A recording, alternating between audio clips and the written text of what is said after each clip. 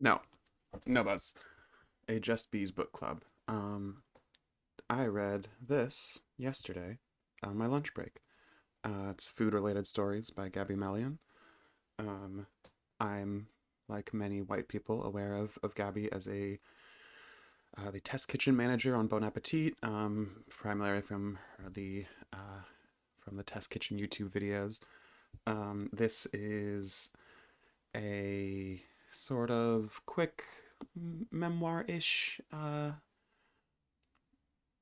book. It's like 100 pages, but the pages are no wait, it's like 60 pages. That's significantly smaller. um, Very small pages. I mean, yeah, about the size of the palm of my hand, if that makes sense. Um, I guess, but about the size of my hand, not the palm of my hand. That's two different things. Um, it is structured. There's like a prologue where Gabby sort of talks about the. This is a YouTuber thing, isn't it? I'm calling her Gabby instead of the author thing. Oh, whoops. Um, the passing of her mother, and then it goes by chapter. It's like food as a story, food as patience. No, shit. Food as a story, food as adventure, food as patience, food as courage, and food as love are the sort of subdivisions where she talks about things like working as a nanny, being introduced to a Argentinian bakery in New York City where she works briefly for because of how it feels like home. Um, Starting her own dumpling cart. Uh, uh, uh, uh, uh, do, do, do, do, do. Uh, Empanadas, yes. Uh, that became pretty famous. The stresses around that, and then very briefly touches on her time at Bon Appetit. And yeah, it's a nice thing. I don't really have much more to say about it in particular than that. But I'm gonna kind of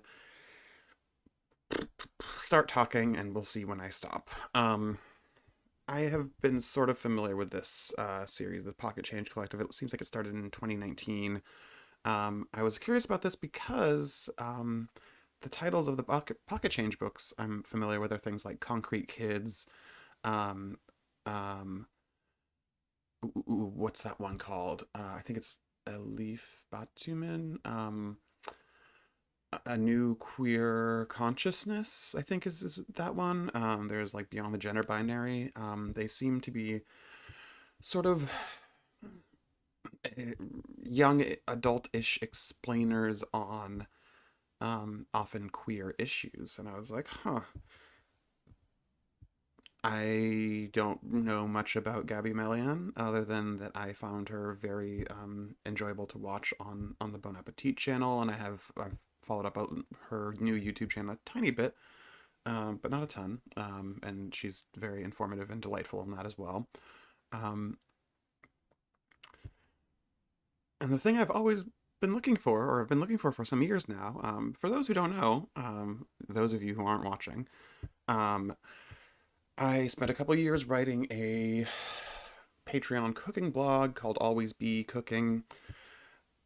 The sort of refrain of that blog was that I was going to try to write a sort of, if not comprehensive, then at least larger than blog post sized piece on sort of the ideology of cooking media. I never got around to that, but one of the main things I was going to talk about in there was that even the most sort of ostensibly leftist cooking media tends to toward a liberalism.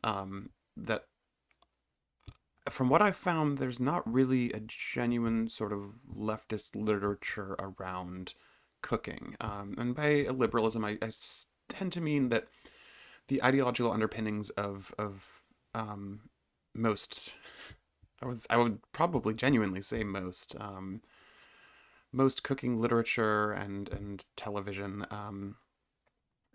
relies on things like what I mean. Gabby says it here. I think at the end of the prologue. Um, yeah, it's a very good distillation of this. I believe food makes things better no matter how frozen or simple it is. That is actually kind of a radical thing to say in the cooking literature field. The act of eating in the company of others others or alone, is a caring act. Caring for others, but also caring for yourself. After all, food is what we all have in common. We all need to eat. Um, etc., etc. There's an impulse to universalization with food, toward a shared human experience.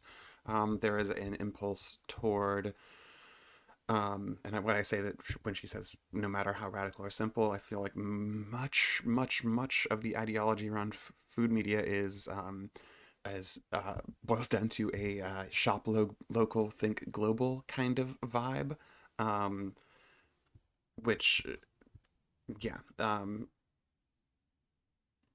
support your local capitalist is yeah, whatever. Um, and then the other thing generally is yeah, there's yeah, shared humanity, in a very liberal sense of like what can we boil people down to, absent social, or or uh so absent social pressure, because it isn't a social pressure that we need to eat. It's a simple fact of the human race. Um, also humans, not really broadly ecological, I guess. Um, and again, the ecology tends to be, but if it's local, it's good. And there's one other point that I had kicking around in my head for the years I was doing always be cooking, and I'm no longer doing that. Oh, how do I phrase it?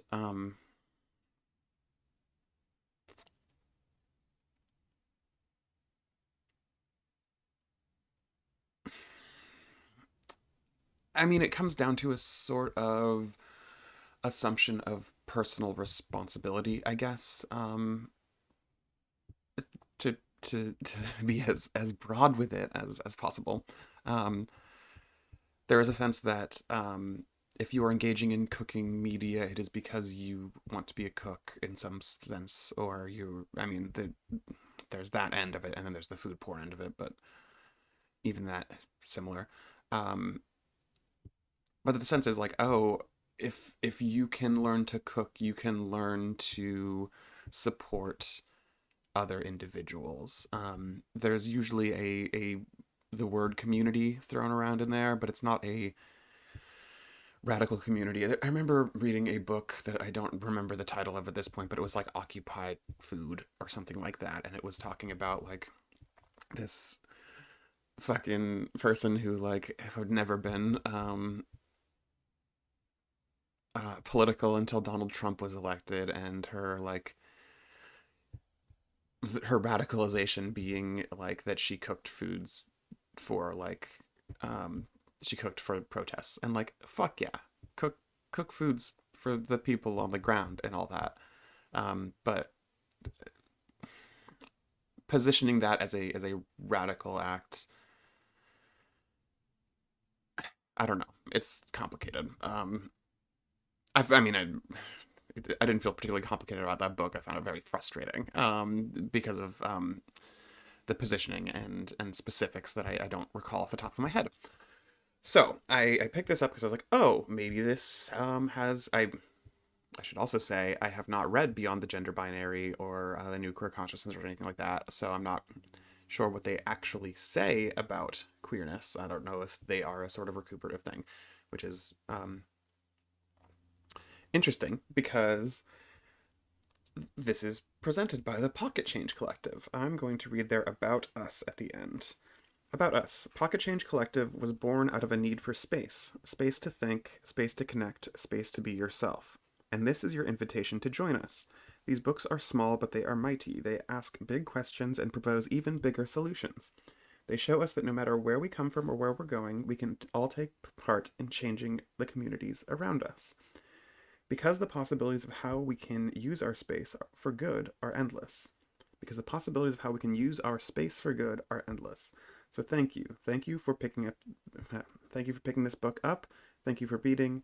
Thank you for being a part of the Pocket Change Collective. Um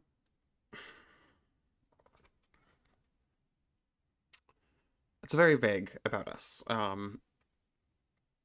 It sort of hits on a lot of keywords, you might say.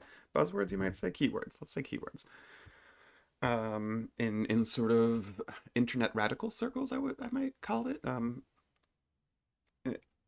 I do mean that pretty disparagingly. I did a little bit of looking up who the Pocket Change Collective is. The only person I saw named was the editor. Um, it is a Penguin Workshop book, which it says this on the back. It just says visit us at penguinteen.com.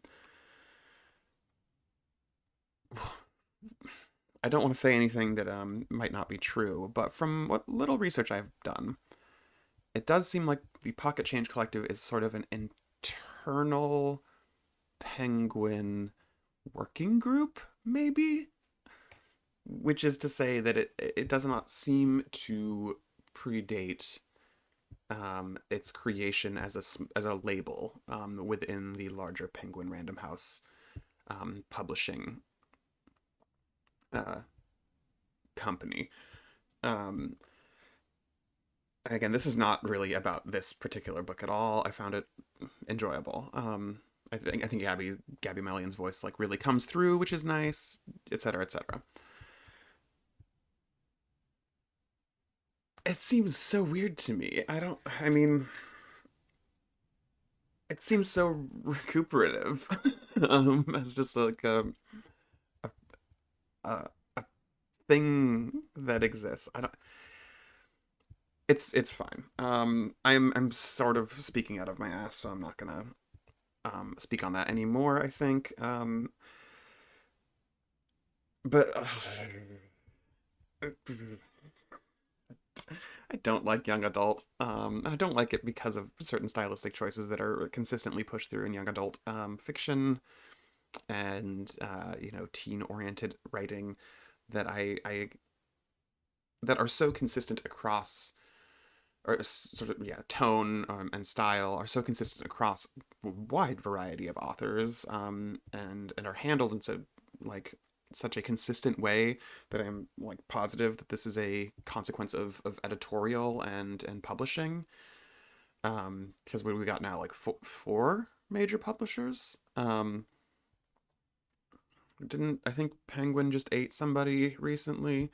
um I was just listening to the Bombcast, and there was a really good point made by Jeff Gersman. He mentioned that one of the sort of unseen aspects of the pandemic is that a lot of larger companies are suddenly flush with a shit ton of cash due to increased spending from on entertainment properties from people staying at home, and due to decreased uh, output or spending on things like office spaces and all of the things that there's rents and internets and bills and et cetera are suddenly like absorbed by the employee, plus the work shortages, people passing, obviously, means employment costs have gone down. And so a lot of a lot of larger entertainment companies, let's say, have a fuck ton of money that they need to spend to balance books, basically. And this is why in the video games industry, there's like massive mergers and acquisitions happening with like Microsoft buying up a ton of studios, EA buying up a ton of studios, Penguin buying up other publishers, et cetera, et cetera. And things like the Pocket Change Collective that position again what I can only posit is a sort of internal radical element within Penguin um, to be made palatable to younger people. Um, say in that context and in the context of capitalism in general, um, seems suspect. I don't know. It seems not great. Again, this is not about Gaby Melian's book. This is about larger trends in publishing. And again. Although I've probably never said this on No Buzz. I'm not exactly uncompromised in this. The bookstore I work at I have complicated feelings towards. Um, maybe I'll get into that some other day. Um, Speaking of which, it is 8:30, and so I have to start getting ready for work. Um, yeah, that's the no buzz for this guy. Thanks for not watching. God damn it. I did my eyeliner, and I don't know if you can see it in the recording. Little sparklies. Thanks for not watching.